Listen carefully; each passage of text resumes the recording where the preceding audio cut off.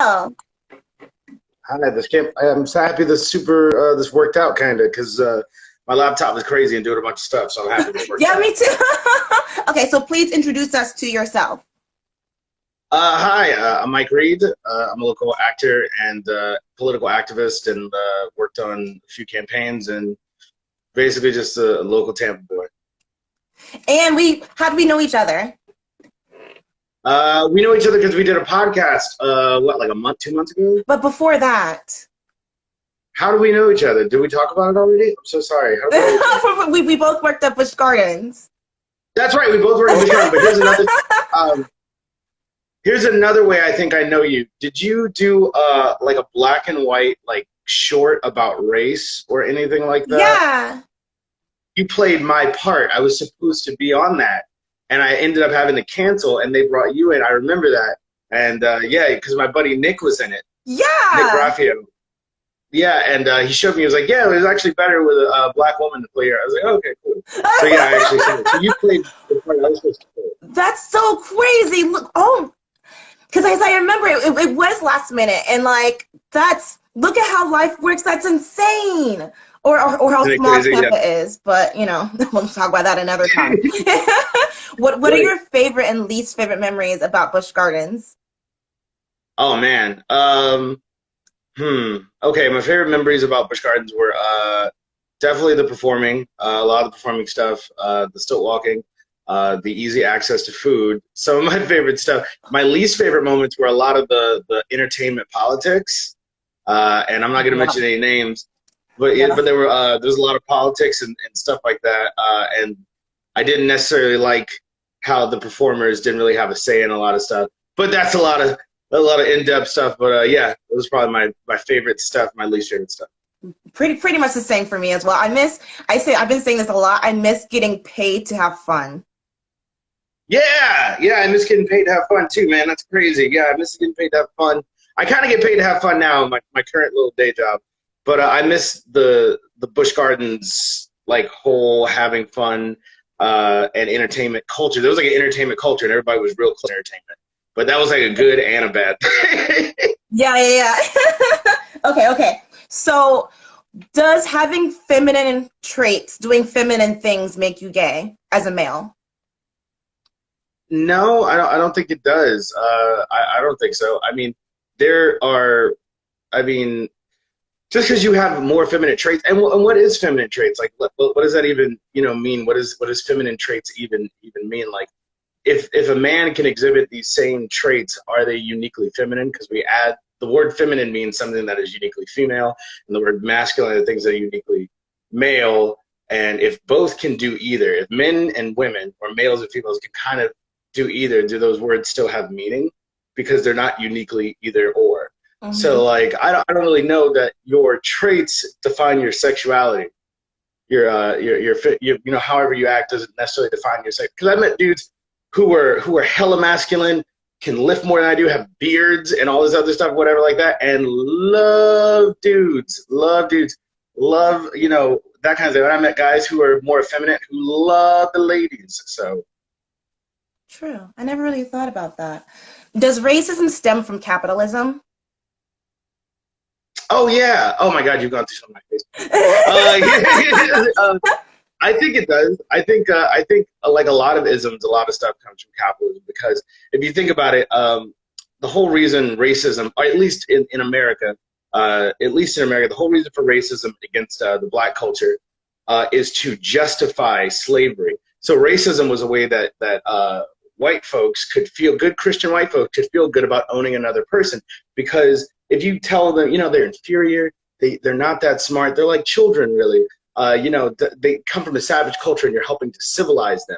All these things are marketing strategy. Racism is just the greatest marketing strategy in the world to make white people feel good about owning black people or feeling superior to other people, and thus that's why oh God, we have to figure out a way to sell these people. How do we do it? Make people feel good about buying them, and that's where I think at least a lot of racism in this country comes from. That makes sense. I never. Sorry, No, yeah, no, no, yeah. sorry. So, God, I hate that we that's the next question. I'm not trying to infer anything at all, but that No, I it's just good. happened to write it this way. I'm not inferring anything at all, people. But was it a good idea to permanently ban Trump from social media? Oh hell yeah, dude. Hell yeah, it was a good idea to ban. They should have done it sooner. There's this argument going around in conservative circles, like on Joe Rogan and stuff like that, where um, it, social media somehow, if you're taken from it or you lose that privilege, you somehow lose your right to free speech, Yeah. which is not true at all. People feel the freedom of speech is that you have the right to say whatever you want without being arrested by the government, which is great. I think everyone should have that right. Whatever you want to say, great, but you're not entitled to a platform. Like everyone thinks they have freedom of platform, and that's a totally different conversation. Freedom of Oh. platform is meaning people have to platform mean people like have to give you somewhere to say what you want to say. No one has to do that. No one has to do it. We have the freedom to not listen to you, and a lot of people don't respect that. I'm sorry. Go on. What were you about to No, say? keep going, keep going. Yeah. So there's this argument in the conservative circles that people should have a freedom to platform, and it has nothing to do with freedom of speech. If someone owns Twitter, and they're not letting you say what you want to say on Twitter, go start your own Twitter. Like Parler. Parler got really popular really quick because there's a space for conservatives who want to say whatever they want to say, whatever they want to say. And I have no problem with them going to create their own space to do that. But like, don't get mad at people or businesses because they're like, well, this hurts. This is not something that aligns with my values, so I'm not going to let it be on my thing.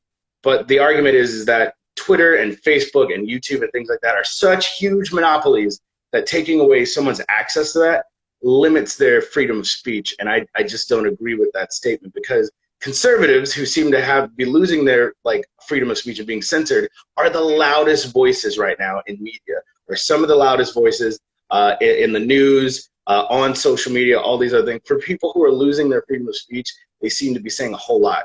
So that's Mm. that's my that's Mm. my thoughts on it. Sorry. No, sorry. That's interesting because it's kind of cool to be a conservative right now. It's kind of like you're rebelling in a kind of odd way.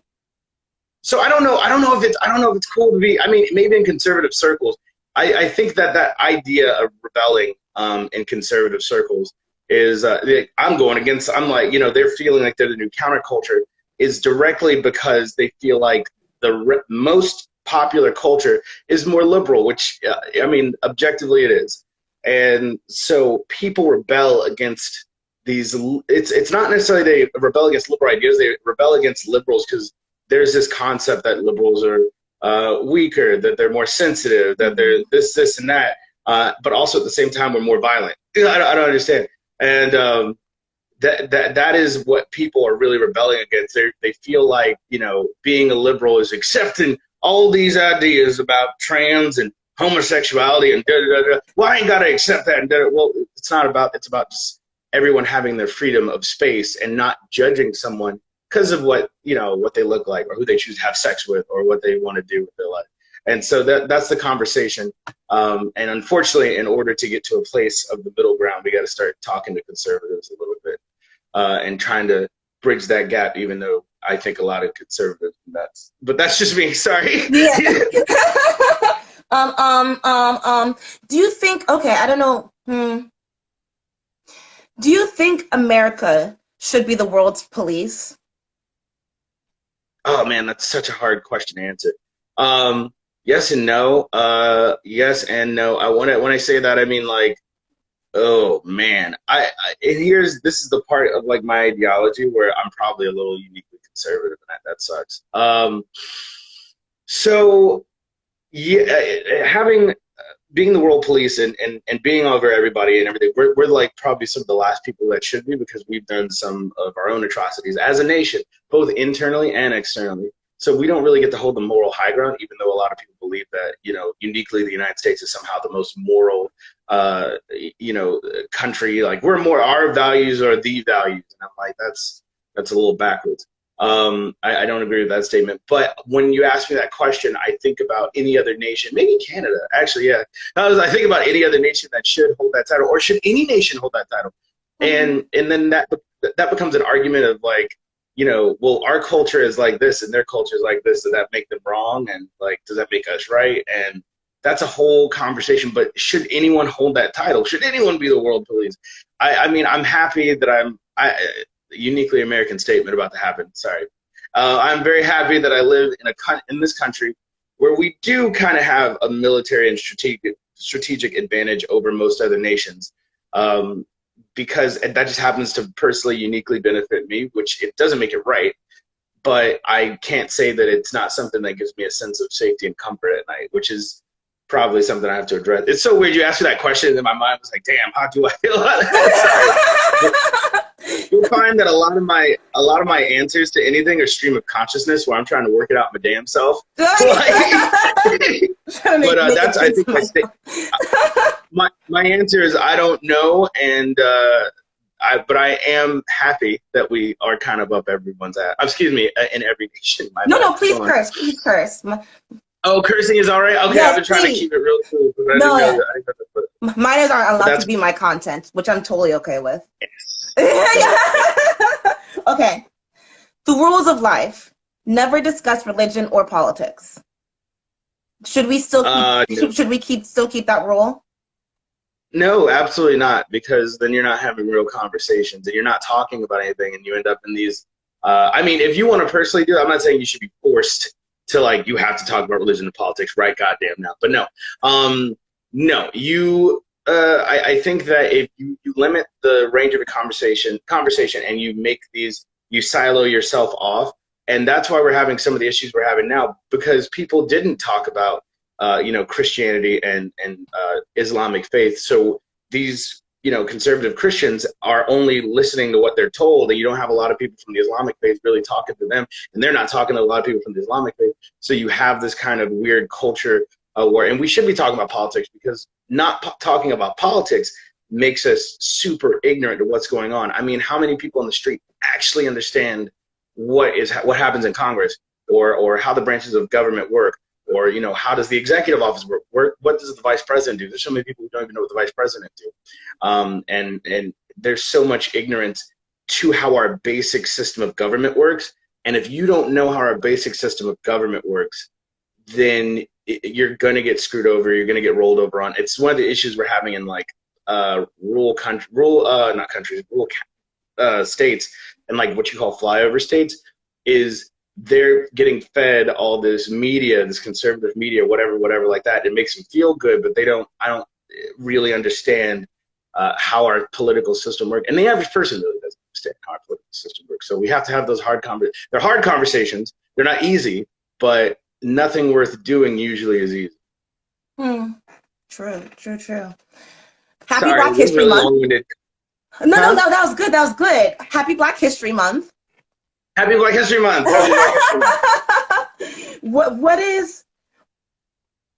What should be the new Black agenda? What's something that we can all agree on?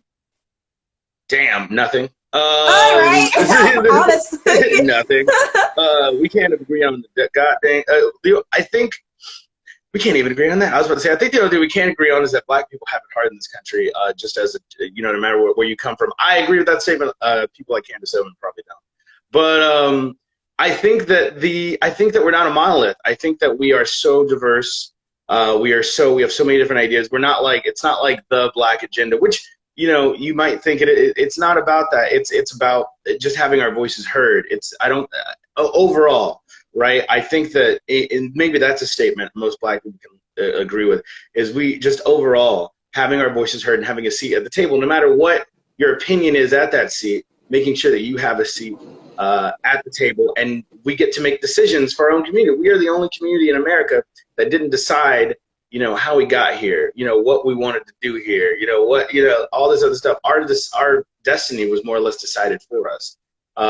And to have that seat at the table and to have power in our communities I think should be an agenda that every Black person, I don't care if you're conservative, whatever, Muslim, whatever, that should be an agenda I think we all can agree on, is like just making sure our community, whatever we want to say, has a seat at that table. We get to make decisions. True. What's Cosmods? Oh man. That was a long time ago. You brought up a core memory, a deep core memory. A while ago, back in my like early to mid 20s, I thought I could run a cosplay fashion agency, which was it worked out for like a year. I did some events, made a little bit of money.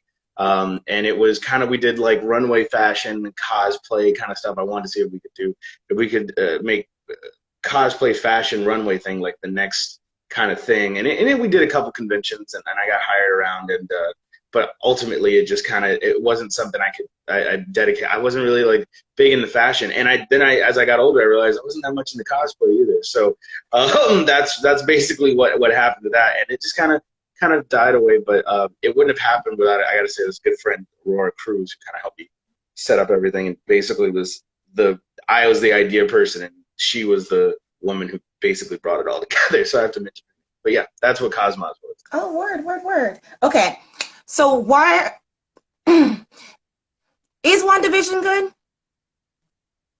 Yeah, WandaVision's great. It's great. It's a great TV show. I never thought I don't think it's a bad TV show at all. I just thought the first 2 or 3 episodes were a little slow, and a lot of people disagree on that. I just thought it was a little slow. They didn't really give you anything to hook you in the first 2 episodes, in my opinion. And that's all. But it's a great TV show. I'm trying to watch I haven't seen the newest episode yet. I'm trying to watch it today. But yeah, I think it's a great TV show. How dare you question that? I haven't seen it. I was supposed to watch the first episode last night, but I fell asleep. Yeah, that's all I got for you.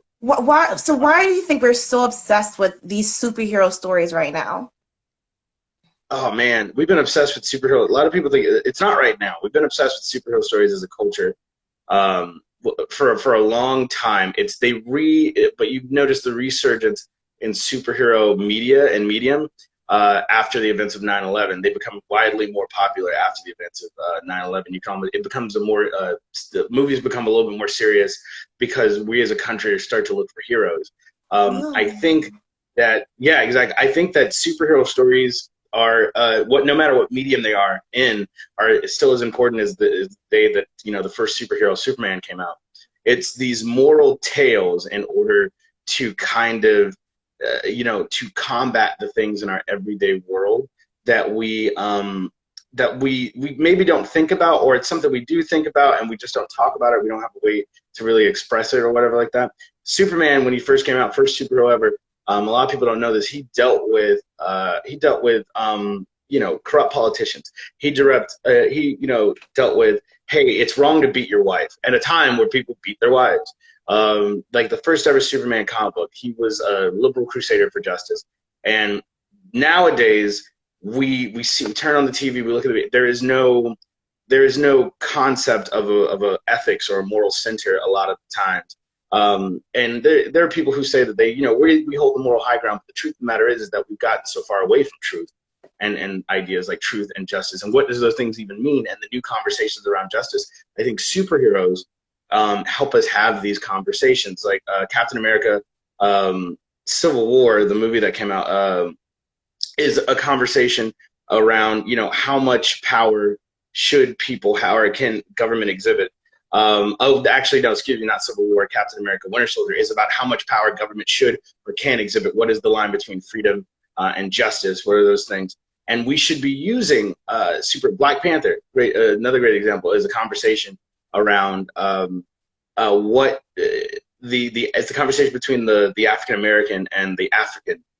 Those kind of conversations, and talking about race and issues of oppression and things like that. And that's what they did with Black Panther. So we should be using superhero stories are to help us kind of morally navigate our society. And it's good to see people doing good and standing up for these ideas of justice and what they should be. And I think that's the whole concept of superhero medium as a whole, no matter if you're reading a comic book or you're watching a movie or a TV show.